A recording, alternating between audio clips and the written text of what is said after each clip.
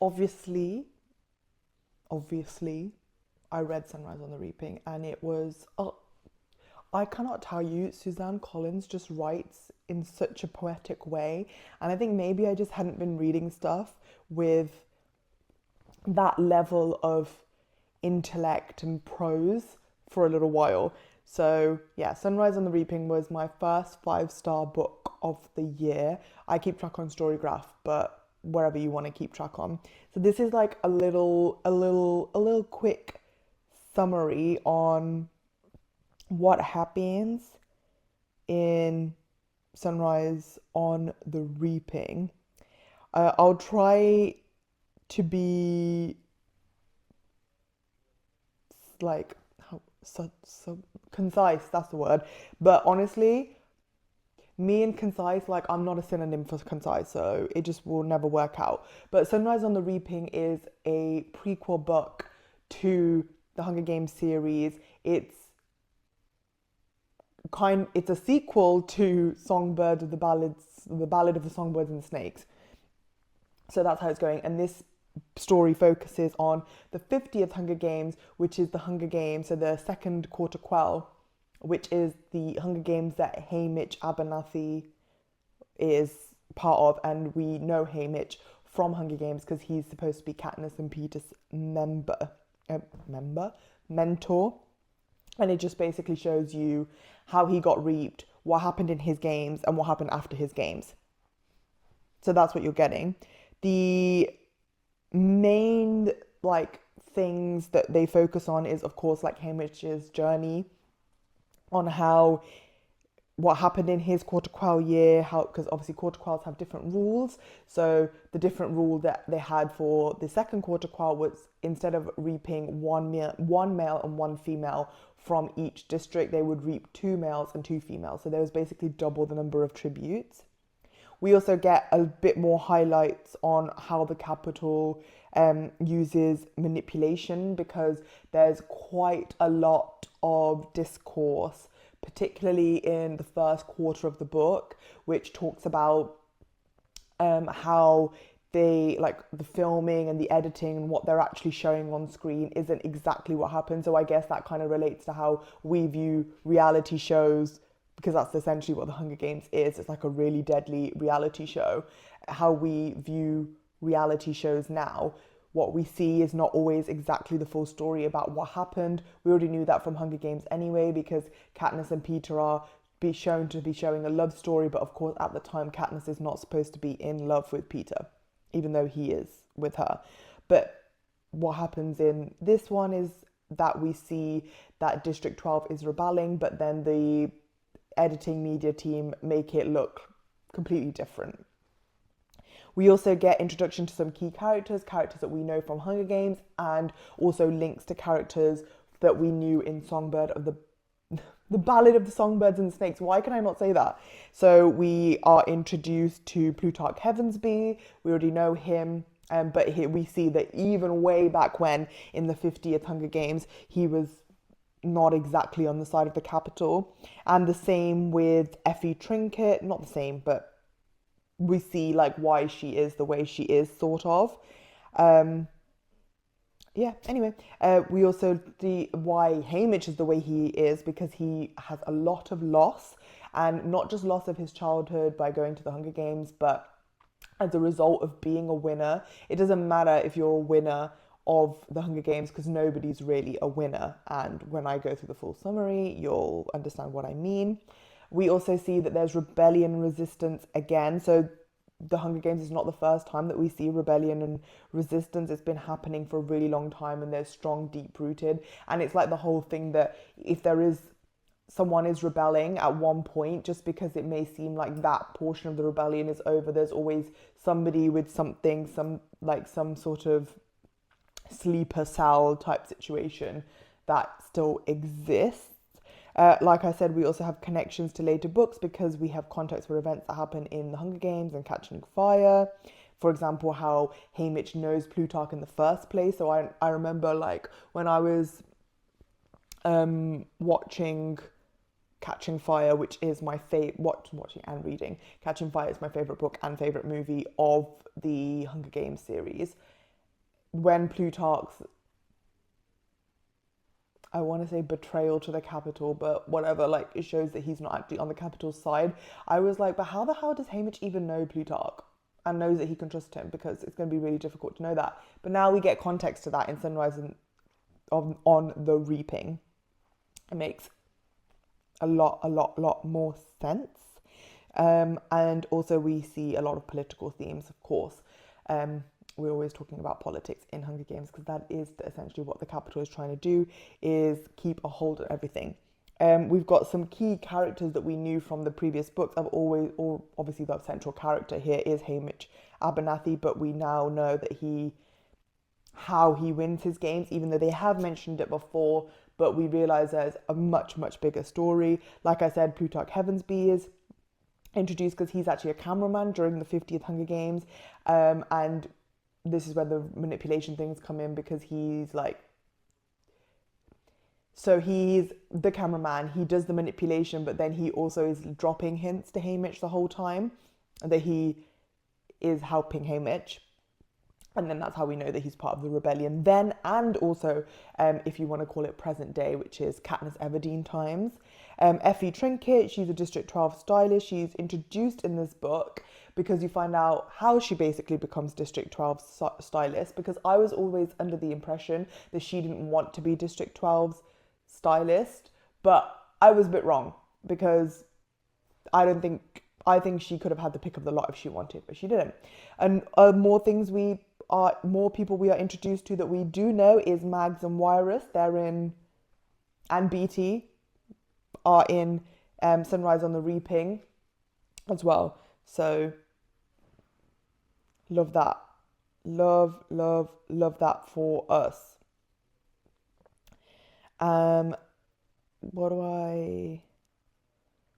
So basically what happens in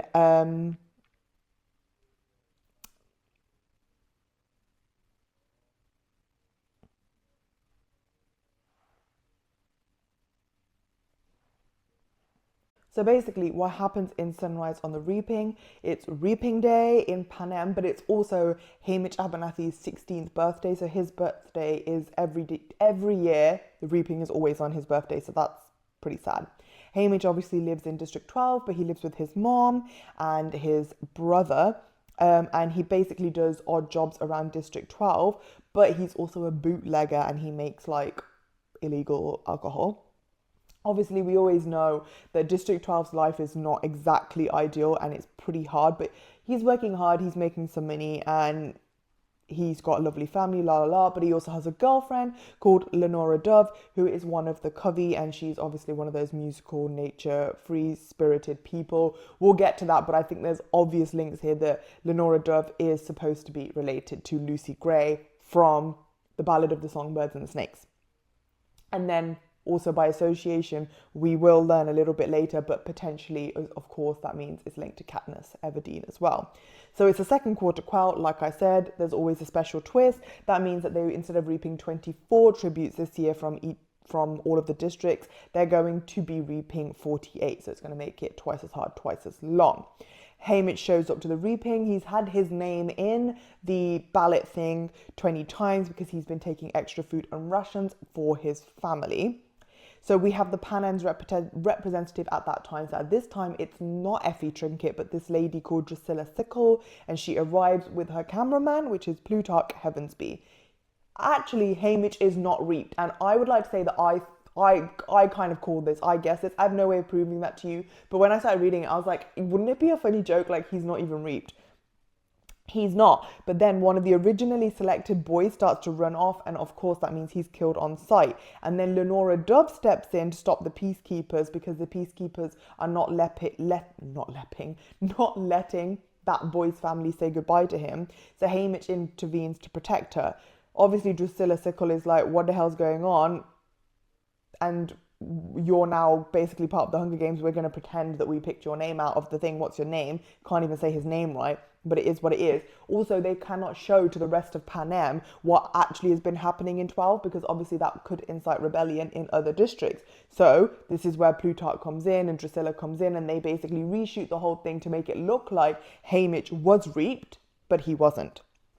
So yeah, Haymitch Abernathy is now going to the Hunger Games along with the other 3 District 12 tributes. Number 1, Wyatt, who is the other boy tribute. He comes from a family of bookies and gamblers. So basically what happens is that they take bets on who's going to win the Hunger Games, and that's how they make their money. But that also means that he's a smart-ass mathematician man. That will come up later. We have Maisie Lee, who's the town's mean girl, who helps run her family's candy shop. Now, I do believe that Maisie Lee is Katniss Everdeen's mother's twin sister. Okay? And then we've got Luella, who is Haymitch's lifelong best friend. Lenora Dove had given Haymitch a flint striker for his birthday gift, and it's in the shape of this snake and songbird looking at each other. You see the links, but it's a necklace, so they may not know that. So he uses it as his token, even though it is a practical gift and so should technically not be taken into the arena. But they're stupid and it will probably happen anyway. So then they're going to go to the Capitol. I do forget to say that again with the whole like manipulation, bakwas and all that, they make Haymitch's family like shoot the bit, like where they find out that Haymitch is going to go to the Hunger Games, la la la, and they have to do it. Because of what happened, the families aren't supposed to be saying goodbye. However, Plutarch, doing what he does, as long as his mom and his brother let him shoot the thing, he's like, it's okay, I'll let things slide, you can say goodbye to your mom. And then they have their little goodbye sequence. And then we also see Lenora Dove secretly look at, like, say bye to Haymitch when he's on the train. Anyway, they arrive in the Capitol. Nobody thinks that obviously anybody from District 12 is going to win anyway, so they're almost immediately dismissed. And Haymitch also knows that he doesn't really have any shot at winning, but he'll try to do whatever he can to protect his best friend, who is Luella. Then during the tribute parade, so that's when the horses do the thing, the chariots, but the horses start acting up and the chariots are thrown out of line. So then Harriet, who the hell is Harriet? Haymitch, its chariot crashes and Luella is thrown to the pavement. She hits her head and basically she dies instantly. The crowd, of course, loves Haymitch's reaction because he basically is like spitting at them and like antagonizing the audience and like being really angry. And he's already angry with the Capitol. So he picks up Luella's body. He rides a chariot right up to President Snow and he lays Luella's body at President Snow's feet and then like claps. To basically be like, look what your Hunger Games are doing. We then also find out that all of the past District 12 tributes, aka only one of them, has died, who is also supposed to be Lucy Gray. So Lucy Gray is the only ever tribute who's ever won from District 12. So that means they will be assigned new mentors from the other lot of winning people. And so they get Mads, who's a former District 4 winner, and also Wyrus, who's the last year's victor from District 3. We know them from Catching Fire. Okay, so during training, all of the District 1, District 2, so the careers are huddled together. A young boy from District, where are they from? 3? Yeah, District 3, Ampart. He approaches Haymitch and says that we need to form an alliance because his theory is that if all of the non-career people join together, then at least they'll have strength in numbers over the careers. Haymitch considers and then actually does decide to agree, and then Wyatt, Maisie and Haymitch become allies with the rest of the non-career people who have agreed to join, and Haymitch is like a protective figure for the tributes. And then Haymitch, I am getting so confused. Ampart asks Haymitch to meet his dad. He's like, oh, my dad's at the potato stand. And then he's like, what do you mean your dad's at the potato stand? He gets there, he realizes Ampart's dad is BT. So as a punishment, because basically BT is one of the instructors, but he crossed the Capitol by trying to like do something with the telecommunications thing. So then as a punishment, President Snow made sure that BT's son would be reaped. Because BT's too important, he can't be killed. So instead, they're like, oh, we'll just kill his son. BT then teaches Haymitch how to make a battery out of a potato to have light.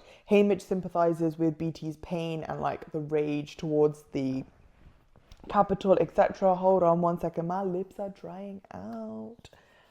we're not even like really far into the story yet. Better have enough battery for this. They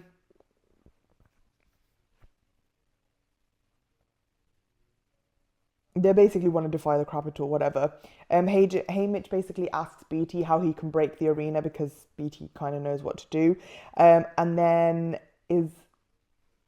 he asks they basically are going to try and use Wirus's plan. So what Wirus's plan when she won in the last season, oh my god, I'm actually thinking like, is of it like a TV show, in the last Hunger Games, is she just used her cleverness rather than her strength, because she didn't actually have to actively kill anyone. And so Wirus understood the game's arena better than even the games maker could, so they need to try and do the same thing. So BT decides he does trust Haymitch and basically tells him that, yeah, there's a water tank underneath the arena, we can flood the arena, la la la. Haymitch realizes that BT's the one that's telling Ampart, like, we need to do this non-career alliance, which they've now called the newcomers. And because the tribute tokens, they're allowed to bring in like tokens and stuff. So they're going to bring in explosives. That's kind of fun for them. During the coming back from the training, the peacekeepers take Haymitch and only Haymitch to Plutarch Heavensby's house, and that's where he leads him to Plutarch's library, where President Snow is waiting. Obviously, President Snow is unhappy with Haymitch's behaviour. Obviously, they weren't going to show what happened to Luella on the TV nationally in front of all the capital or all the districts. So I'm coming up to that. But anyway, President Snow's not very well. Haymitch has noticed that the parade organizer has been poisoned. Obviously, because of what happened, President Snow wasn't happy. He needed people to know. And President Snow lets Haymitch know that he knew a Covey girl too, one named after a colour who wore bright clothes and sang for songs of freedom. So we're talking about Lucy Gray, and basically Lenora Dove is like the same. He also tells Haymitch that as long as Haymitch dies in the arena, his family can live safely. And Haymitch realizes that the game makers are going to actively try to kill him and he can't win. Then Snow realizes that, tells him that obviously I wasn't going to tell anyone about Luella's accident, and introduces a brainwashed girl, so kind of like what happens to Peter in The Mockingjay, who looks like Luella. So there's a fake Luella now, who Haymitch and the other girls, others, not just girls, call Lulu, and she has to participate in the games pretending to be Luella, and I think they later discover that she might be from District 11. At the end of the training, Haymitch receives a score of a 1. What a great time for him. So now we definitely know that President Snow intends to kill him in the arena, because by giving him a score of 1, he's unlikely to get sponsors. Then they prepare for the interviews. So Haymitch and the other District 12 tributes go to Plutarch Heavensby's house again. And this is where they take Haymitch to the conservatory, and Plutarch says someone's calling for you, and who's on the other end of the line? Lenora Dove. She's been arrested after seeing Haymitch's score. I can't remember what she did. I think she does something and she gets arrested, and they basically say their goodbyes. Plutarch then says that the desire for freedom is not only in the district, suggesting that there is also desire for freedom in the capital. And he's basically trying to attempt to gain Haymitch's trust and hint at the rebellion effort. He then shares that the flower berms in the arena are where the genetically engineered mutts come and go. And that's where the entrance to the water tank will be. So he inadvertently tells them, and he's helping them. District 12's Twilight stylist is nowhere to be found. I think his name is like Magnus or something. He's like crazy. He really doesn't care. He's just doing whatever. So who just steps in? The stylist's sister steps in and bringing clothes from their family home. And who is she? She is Effie Trinket. Welcome to the scene, Effie. And then they have the interviews where they're all trying to like show something else, and what Haymitch is trying to perceive himself as is not a rebellion, but rather just a bad boy. And then they go into the Hunger Games. So We're at the second quarter quell. Haymitch enters the arena along with the others, but abandons the alliance due to his score. He basically doesn't want to put a target on the other people. The arena is designed like an eyeball because the capital's always watching, and is poisonous. So basically you can't eat or drink anything from there. And that's why the cornucopia was filled with a lot of food and water. So from the water to the flowers to the apples to everything is toxic basically. Haymitch does accidentally eat one of them. Luckily for him, he has these charcoal tablets in the pack that he stole from the cornucopia, and he's basically able to not die. Haymitch travels around the arena and eventually he runs into Lulu, who ran away after Wyatt had a soft spot for her and died in the initial seconds. So, you know, the bloodbath that occurs when the ticker goes off at the cornucopia. Luella eventually dies after smelling a bush of poisonous flowers. Haymitch meets up with Ampart because this is part of the plan, and the two of them find their way to sub-level A, where the water tank is.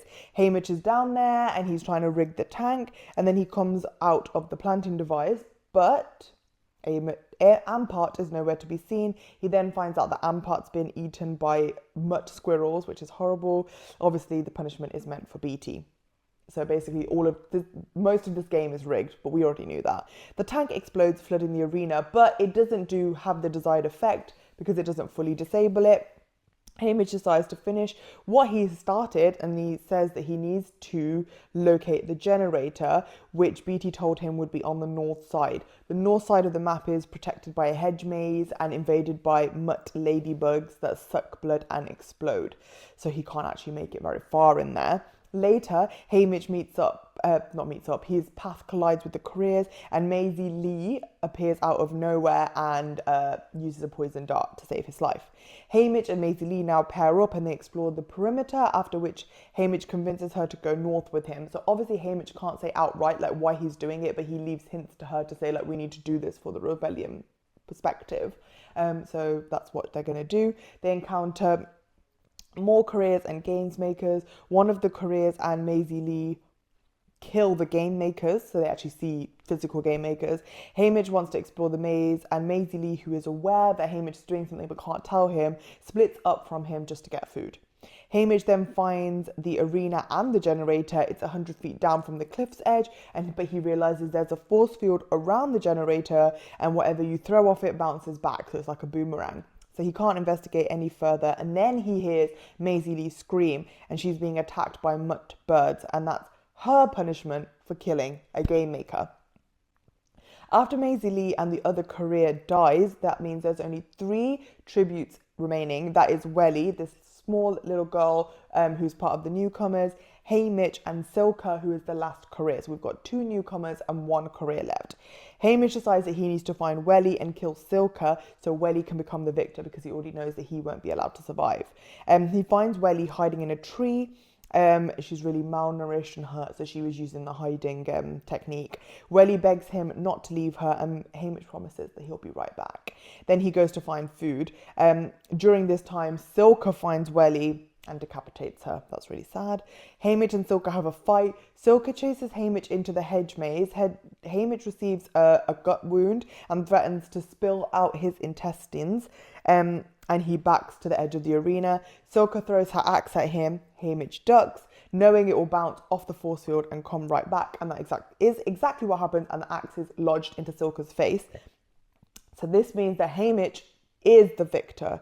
And knowing he's only got a few seconds left, Haymitch realizes that Maisie Lee's token contains part of another device that can detonate the generator. So he rigs the device together, throws it at the generator, loses consciousness. He is now the 50th victor of the Hunger Games and of the Quarter Quell, but he's also dying. Then cut to Haymitch wakes up in an apartment that he stayed in during the Hunger Games, and he's there after he's been in the lab. He's wounded, but at least he's alive. He's in isolation and healing. And then after a few days, he's brought to his crowning, which is hosted by Caesar Flickerman, and that's where he's told that he is the victor. But now he's afraid of the fate of his family, because of course Snow had said to him, like, as long as you die, your family will be safe. Haymitch bends a knee and sucks up to President Snow, so exactly what Haymitch told Katniss Everdeen to do. And then he's put in a literal golden cage at the parties, where he's essentially treated like a pet or like an animal at the zoo. Then Haymitch is allowed to return home. No one's waiting at the station. He walks the streets of District 12 and he's haunted by what happened to him during the games. When he arrives home, he finds that his house is burning and his mother and Sid are inside dying in the fire.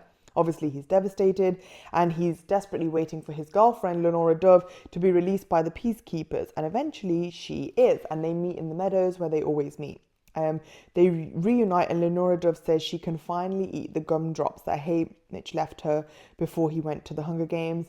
Haymitch realizes a little bit too late, but instead of the rainbow pack he left for her, all of these gumdrops are in red, and that means that they are President Snow's color and therefore probably given by him.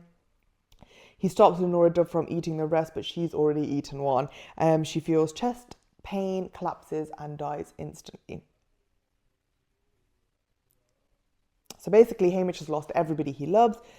So he turns to medications and booze. Now we know why he's like that. He's become a drunk. Before this, even though he was a bootlegger, he never drank alcohol.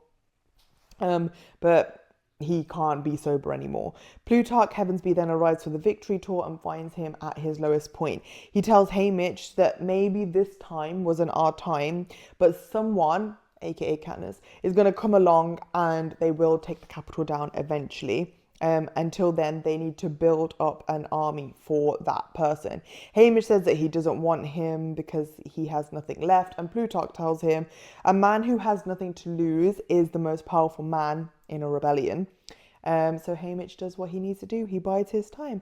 And then we reach the epilogue, and that's where we see Katniss and Peter meeting. His POV. We see Haymitch's POV of meeting Katniss and Peter for the first time. Haymitch has never really loved anyone else. He's mated to Lenora Dove for life, and of course she's dead. So he's always thinking about her, but he is essentially trying to resist telling Katniss and Peter what happens, but eventually he does tell them, and he brings his wall down, and that's just like how they bring down the Capitol. Wow. What a fun thing to happen, you know? So the main things that we would say that we learn that I may not have mentioned, not main things, but a few other things that I think would be good to know if you're looking for links, is that Haymitch was friends with Katniss, his parents. So basically there is revealed in the books that Haymitch was friends with Katniss's father Burdock, and that he also knew her mother Astrid. Oh, so maybe Maisie Lee wasn't. Maybe I've made an incorrect link there then. Who's the flipping twin then? So Maisie Lee is not Katniss's mom's. Okay, forget what I said there. So I don't know why I didn't just clock to that.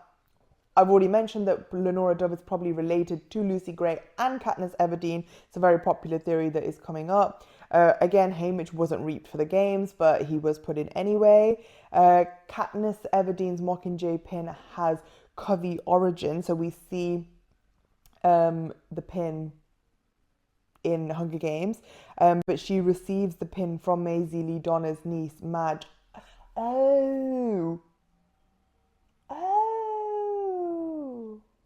Why am I acting like I haven't seen this before? Anyway, Haymitch actually intended to break the arena during his games. Obviously, that didn't happen, so that's why they're biding their time. Plutarch and the other Catching Fire tributes were in the original rebellion plan, so long before Katniss even ever arrived. So really, they're the brains behind it. Katniss is getting stuff for no reason. Mags and Wirus are District 12's mentors. That was kind of sweet. They were nice mentors to have. Beatty's son was reaped to punish him. Haymitch and Effie knew each other before she became District 12's escort, and actually Haymitch kind of liked her. So they've got like a fun sibling relationship. Luella dies before the 50th Hunger Games even begin, but then they just replace her with Lulu. Haymitch and Maisie Lee Donner become close before she dies. They're almost like brother, sister, also sibling vibes. The Capitol changed the footage and narrative surrounding the second quarter quell. Unsurprising, because that's what they were doing with District 13 as well. Haymitch's mother and brother were killed in a fire the very, very day he came home.